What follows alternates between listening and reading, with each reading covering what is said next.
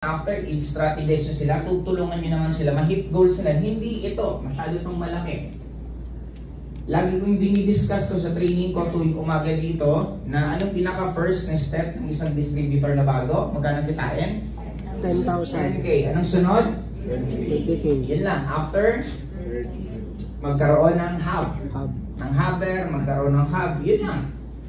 Mas simple ang pinapagawa nyo, mas maganda sa isang bago. It is just like sa computer games. Makikita mo ang logic ng computer games. Pag nagsisimula kayo sa isang laro, first time nilalaro, sobrang dali ng lahat.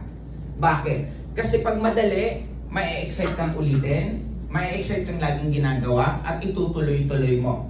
Habang tumatagal kasi isang bagay, napafamiliarize ka, nagkakaroon ka ng emotion, na namimiss mo ng laruin, namimiss mong gawin. Habang tumatagal, saka medyo naghihirap yung mga laro. In short, ang first stage ng games dapat Pagaan.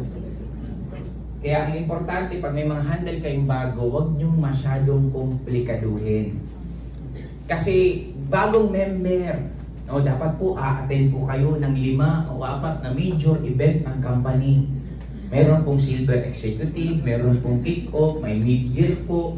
Dapat attendan mo to lahat. Diba may iba pa nga, nahirapan na nga mag-join ng one account. Explainan pa ng multiple accounts. Di ba parang lalong ginulo-gulo yung utak ng tao? In short, may mga tamang proper way kung ibagsak ang isang bagay. Depende again kung sino ang kausap nyo. Pero pinaka-importante, as much as pagbago yan, ang dapat nag-i-enjoy po sila. Pag hindi po nila kaya, sino ang gagawa ng hindi nila kaya? Clear po ba tayo? Okay, after strategize actions. Ano po ba ang dapat nyong gagawin na connected papunta din dito? Kaya napakasimple ng pinaka-decision making ng life nung ako nagsisimula sa network. Anything na hindi connected sa goals ko, hindi ko po ginagawa. Wala naman tama at mali sa mundong to. Laging nagkakaroon lang tayo ng tama at mali. Depende kung ano yung goal po ninyo. Kaya sa akin, example, nagdadrama ka, nanonood ka ng mga bagay na hindi naman connected sa network, anong connection nun? Bakit importante meron kang actions or may tinatawag ng schedules? Para hindi na po kayo magkaroon ng tinatawag na decision fatigue. Ang decision fatigue, everyday kung gigising ka, tatanungin mo sarili mo kung ano yung gagawin mo, mas madalas wala po kayong magagawa. Kaya mas maganda, meron po kayong certain day na talagang pinupuno nyo ng schedule nyo. Para example, girlfriend kita, okay lang ba? Ito si Francis Miguel eh. Okay. Example, girlfriend ko siya. Nag-away kami. Kung meron ako mga schedule, madalang magsabi, teka lang, ayusin mo lang natin ito mamaya na lang kasi may mga gagawin ako. Pero kung wala akong schedule at nag-away kami, hindi ko na iisipin yung schedule ko, pufokusan ko na siya, hanggang mauubos na minsan yung araw ko o yung oras ko, kakaasikaso lang sa kanya. Yun ang importante pag meron kayong schedule. Kaya napaka-importante nito na dapat nakalatag na kung kaya nyo months or kahit isang buwan. Pag hindi pa nagagawang isang buwan, mag-isang linggo muna. Pag hindi pa nagagawang isang linggo, mag-isang araw muna. Okay, huwag kayong masyadong malaki yung goal nyo kung hindi nyo pa nga nahihit yung pinaka-basic. Ibig sabihin, ngayong gabi, upuan mo. Anong gagawin mo pagkagising mo? Ilang oras ka maliligo? Anong kakainin mo? Ikaw ba magluluto o naka-ready na yan? O after, anong susunod mong gagawin? Sino mga kakausapin mo? Saan ka pupunta? Dapat nakalatag na yan. Magugulat kayo, sabihin ko sa inyo, pag naka-schedule sa inyo lahat, ang dami niyong magagawa. Nang hindi nyo maiintindihan, kaya ko pala itong gawin. Pag wala kayong schedule, nauubos minsan ng isang linggo nyo na wala ka man lang nagagawa. Napapansin nyo sa cellphone, gaano katagal ka nag-TikTok, kapanonood, wala ka naman nagagawa. Ano yun eh, anong tawag yung hole, yung parang black hole ng TikTok na nahigop ka, na ang dami mong ginagawa, parang ang dami mong knowledge, pero dulo, wala ka namang pinagagamitan ng lahat ng natututunan mo. Di ba? May ganun. Ang purpose actually ng mga social media is for us na mas tumagal na nanonood. Yun ang pinaka-purpose nila. Kaya mas maganda, meron kayong oras ultimo manood ng TikTok, okay, 30 minutes lang. After 30 minutes, kasi pag wala kang ganon, minsan naubos 3 oras, 4 na oras mo kakapanood. Kasi sa TikTok, lagi ko itong na-explain before, anong mas gusto ng babae? Matino o babaero? Oh. Babaero kasi nagkakaroon sila ng tinatawag na different kinds of emotion. Sa lalaki din, bakit maraming nahuhook sa TikTok? Kasi ang daming emosyon ang mararamdaman mo. Yung antok na antok ka na. May dumaan na sexing babaeng sumasaya. Wow. Biglang magigising, diba? Sinusumo pa. Diba? After magising, diba mo, teka lang, ayaw ko nito, akyat mo na naman, hanap ka na naman ng mga iba, aantokin ka, may papapanood ka na naman, kasi design nga siyang gano'n. Okay, again, depende kung paano natin gagamitin ang social media, pero naman guys, kung puro ka na lang motivation tapos wala kang pay-in, may mali na rin sa ginagawa. Di ba motivated? Grabe, dami mo ng knowledge. May pay-in ka, wala. Di ba yun ang pinakadulong business eh. Okay. Ngayon, importante na magkaroon kayo ng disiplina. Etong disiplina na to, eto yung kahit anong klaseng emosyon ka, dapat ginagawa mo to. May pera ka o wala, dapat nagne-network ka. Masaya ka o malungkot, dapat nagne-network ka. May gana ka o wala, dapat nagne-network ka. Tambak ang problema mo o wala kang problema, mag-network ka. Yes. Regardless. Kasi lahat yan dadaanan naman natin.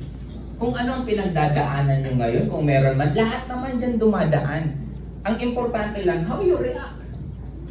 Ako lagi kong nababanggit sa pag may mga down din ako may problema, si Adrian Tamayo. May lalala pa ba sa naging problema niya? Di ba kaya kung ang problema mo 100, 200, 500, alalahanin mo sa Adrian Tamayo. Para manliit ka sa pinagdadrama mo sa buhay mo. Di ba kasi dulo, napakasimple. Gusto nyo maging masaya? Gusto nyo mamotivate? Maghanap ka ng tao na mas malala sa sitwasyon mo.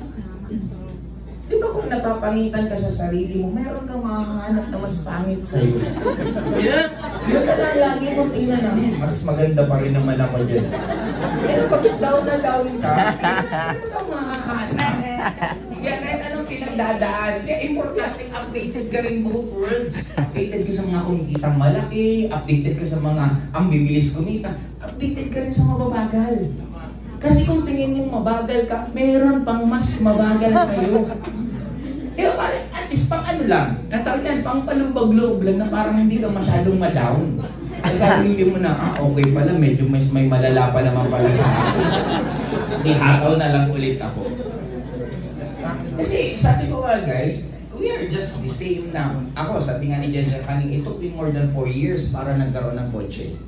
Pero hindi ako nawala ng enthusiasm na mangharap, na manggigil, kasi nakikita ko yung changes may nag-join. Ang nag-start ako dati, tuwan-tuwa ako nung may nag-join. Tapos tuwan-tuwa ako nung may pera yung DPC. Kung in-encash ko, buong gabi akong excited at kinakabahan. Kung totoo ba talaga na may lalabas na pera kinabukasan. Tapos yung, alam mo yung mag-aantay ka ng dati, anong oras ba yun? Alas 7 pa ka ng gabi dati in-cash. Hindi ko lang sure kung pagkakaalala ko.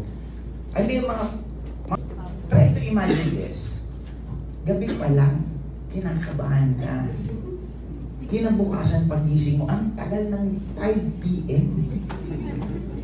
Nung papunta ka na ng ATM machine, ay naku, grabe. Akala mo yung papasok ka sa school na may exam kayo na pinakamahirap na subject. Nung mag-withdraw ka na, grabe yung kaba mo. Tapos paglabas, 500. Totoo talaga. Baliw na baliw ka, excited ka. Kaya, you should learn to, yan ang lagi pinagsasalita kanina ng about gratitude. Kasi dapat natututunan yung skill na yun. Kasi ang isang tao na may gratitude, walang mali sa taong nangyayari sa kanya everyday. Kaya sa amin, naalala ko dati, may mag-join ng isa, tuwan-tuwa ako. Sunod na naging improvement ko, may nag-join na, kasi dati lagi stronger. Sunod may nag-join sa weekly, masarap sa pakiramdam. Dati lahat ng nag-join, kilala ko kasi nakakausap ko. Tapos dumating sa point na may downline ka-apply, pwede ko bang mag-encode? Na ang sarap sa pakiramdam kasi dati lahat nakakausap ko. Ngayon nagpapaalam yung downline ko na mag-i-encode nang hindi ko kilala o hindi ko nakausap. Sumunod yung gigising ka na lang, may pairing ka na. Oh. Diba? Habang tumatagal, yung kaba mo lumalaki na rin. Kasi lumalapit na sa flash out yung mga iniinom. Diba? Hindi matatapos sa series of different experience ang pag-network. Lalo pa pag first flash out ko. May mga na-flash out na ba dito? Yes. First flash out, umiinom kami noon.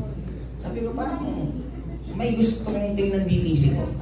Eh that time, pag titingin ka ng DTC, punta ka pa ng internet shop eh, kasi hindi pa kaya sa cellphone. Punta ako, open, left, right, 0, 0.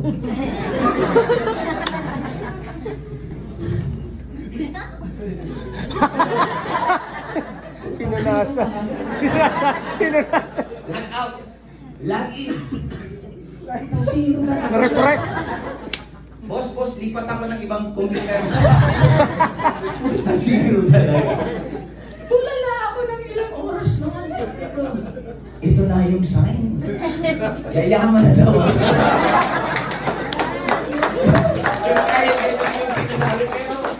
Dulo, sabi ko, nangyari. Lalong si Pablo na lang. Then yun ang pinaka-first na flash out kaya hindi ko talaga siya makalimutan. And ang bottom line dito guys, you will have lots na i-face nyo ng mga sitwasyon na sa buhay nyo na paano mo pa rin ito gagawin irregardless ano ang nangyayari sa inyo. Sa totoo lang ang pag-network, it's just paulit-ulit lang. Katulad ng mga binabagsak ni Jessica, matagal na rin naman nababagsak yan. Na magkakaroon ka namang iba't ibang style. Kung tatanungin nyo mali ba yan? No, it's just normal sa marketing. Na ang tao gusto ng tao ng distinction. Na kung iisipin mo nga, parang tayo ngayon loko-loko eh. Isipin mo na lang yung nasa Taiwan. Kahapon, ang haba ng pila ng mga bibili ng iPhone 15. Grabe. Diba anong bago ngayon sa iPhone 15? Type-C na yung saksakan. Wow. Kaya sabi ng mga Samsung user, huwag niyong papahiramin ng charger niyo yung mga Apple. Naalala niyo kung paano nila dinadown dati yung Type-C? Ngayon pareho. Diba? That's marketing, distinction. Kaya nga dati, ang distinction, nasisira ang gamit sa hindi. Sinatagal masira ng gamit. Ang ginawa ngayon, dinagdag sa fashion. Na every year nagbabago sila kasi para masabing hindi ka na uso. Nauubliga kang bumili ng bago kasi nga may bago nang dumating. Hindi naman nasira yung gamit mo pero since may bago kaya ka mas na excite. And that's marketing.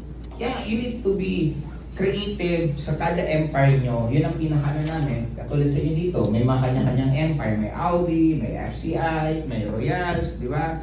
May Triumph, ang daming iba't ibang grupo. Ngayon, gawa kayo ng sarili-sarili nyong plataforma or paano yung ibibilayutin nyo na mas makakatulong para. Kasi hindi naman, sabi ko nga, nandun minsan ng stage na pwedeng sabihin nyo sa sort ng technocrat kasi nandun ako. Hindi naman, na-maximize lang nila ako.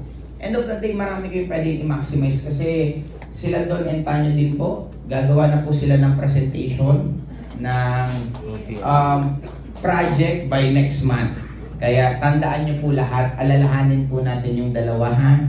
Kasi matagal na po nila dapat gagawin yan. Pero sabi nila next month, kaya ba? Babantayan natin ha. Kailan nila tatapusin? Next month. Yun.